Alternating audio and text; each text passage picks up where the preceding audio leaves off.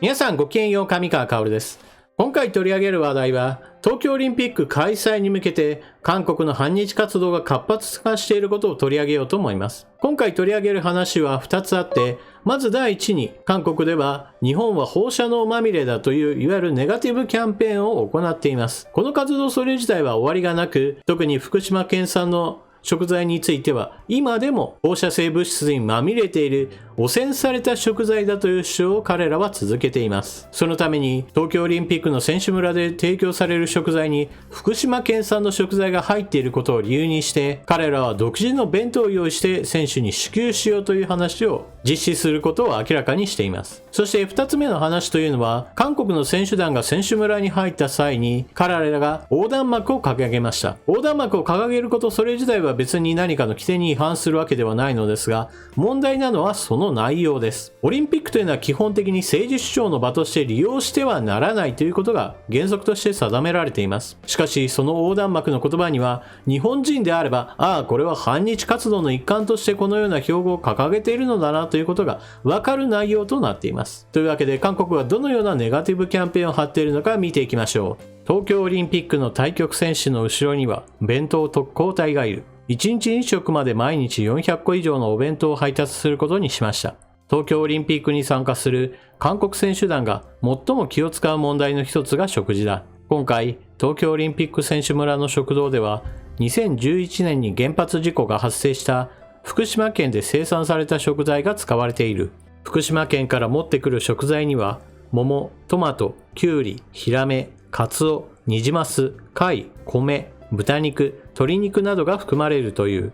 選手村の食堂では、これらの食材に原産地を表記しない方針だ。選手たちが安心して食べるには不安な状況だ。このため、韓国選手団は選手村から車で20分の距離にある三つ星ホテル、変なホテルを借り切った。ホテルの調理施設を利用して独自に弁当を作り、毎日午前選手団に届けることにしたのだ。ちなみに記事の中で出てきた変なホテルというのは、チェックインやチェックアウトといったものをロボットで行うことを売りにしているホテルのことです。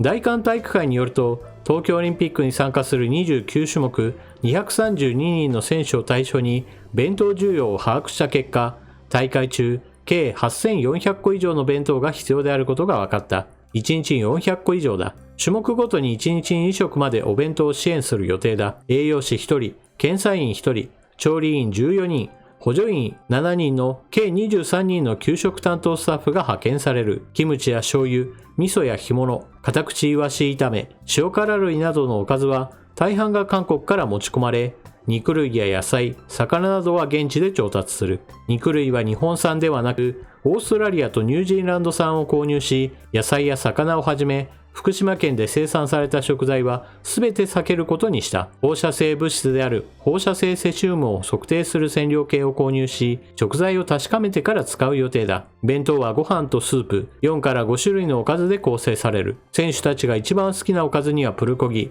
牛肉ヒレ炒め、宮廷風焼肉など、主に肉類だという。大会の関係者は、決められた予算範囲で各種目を支援するので、種目あたり1日2食まで提供することにした。弁当だけで全ての食事を提供することはできないが、最大限安全な食事を提供すると話した。福島県の食材に対するネガティブキャンペーンの一環として行われている弁当支援の話なわけですが、韓国選手団が行っているこうした反日活動というのはそれだけには終わりません。韓国選手団が選手村に反日横断幕、不穏な戦時メッセージ掲げる。東京オリンピックの選手村に入村した韓国選手団がいきなり波紋を呼ぶ仰天行動に打って出た。韓国紙国民日報などが入村した韓国選手団の様子を報道。選手村に着くなり驚きの行動に出たことが明らかになった。3フロアにわたってベランダの壁面に大きな韓国国旗を数多く掲出。さらに陳にはまだ5000万国民の応援と支持が残っておりますと書かれた横断幕を掲げた。これは文禄の役の時、朝鮮の海を守った李春春将軍が秦にはまだ12隻の船が残っておりますという言葉を先祖に捧げ戦場に向かった。選手村に入村した大韓体育会のスタッフが国家の代表選手たちを盛り上げるためにこのフレーズを応用した横断幕を準備したのだと、韓国で英雄視される李春春の言葉をもじった横断幕まで掲出したのだ。こちらが横断幕の写真です。李承春は豊臣秀吉の朝鮮出兵に抵抗した反日英雄として韓国では神格化されている。そんな反日の象徴を持ち出して、日本と当時の朝鮮の間の戦争に関連した言葉を選手村に掲げたことは大きな波紋を呼びそうだ。日韓の間には東京オリンピックをめぐって竹島の表記や旭日付き仕様などをめぐって火種がくすぶっており、早くも不穏なムードが漂ってきた。まず第一に韓国は今回の東京オリンピックの場を政治的な主張の場として活用する気満々です。そのことがわかる2つの記事だったわけですが、最初の活動食材については明らかに科学的な根拠に基づかないネガティブキャンペーンであることは間違いありません。なぜならば福島県産の食材が不安だという話は別に今回の話だけではなくずっと前からムン・ジェイン大統領の進めてきたネガティブキャンペーンの一環として行われてきたからです。そして科学的な事実として福島県産の食材が放射性物質で汚染されているなどということは一切ありません。これは完全なデマです。そして実際問題彼らも分かっています。そのことが分かるのは彼らがどれだけの量を弁当を支給するかに現れています。彼らが本音で福島県産の食材が汚染されていると信じているならば弁当の支給は全食賄わなければなりません。ところがこの記事でも書かれているように弁当の支給というのはある程度の量に限られています。本当に福島県産の食材が放射性物質まみれだと考えているならばそのような食材を選手へと食べさせるようなことをするでしょうか。実際問題彼らにしてみてもそんなことはないよなということが分かりきっているからこそ政治的な主張としてある程度の量を提供するだけで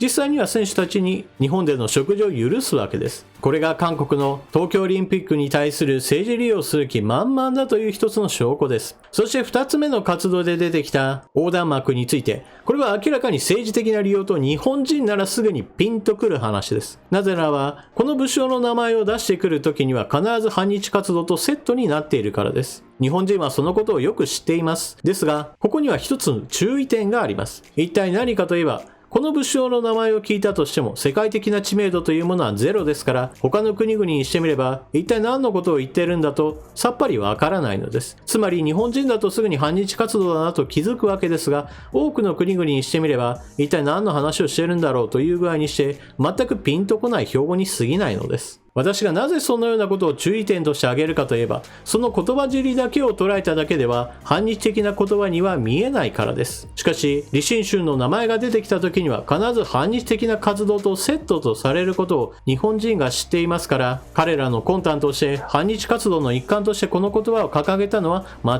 違いありません。ですから IOC としては判断が難しいかもしれませんが少なくとも日本のオリンピック組織委員会としては韓国がやっている行動というのが明らかにオリンピックを政治活動の場として悪用しているんだということをはっきりと批判すべきです。そして彼らがこのような活動をするんであればそれこそ韓国の選手団全体に対する警告を与えこのような活動をやめないのであればそれこそ今回のオリンピックには参加しないでくださいという具合にしてオリンピック憲章を守らせるべきでしょう。ルールを公然と破ることを良いと考えている韓国をこのまま伸ばし主にしている方がむしろオリンピックに対する冒涜と言えます。あなたはこの話を聞いてどのようなことを思ったでしょうか。ぜひともコメントしていってください。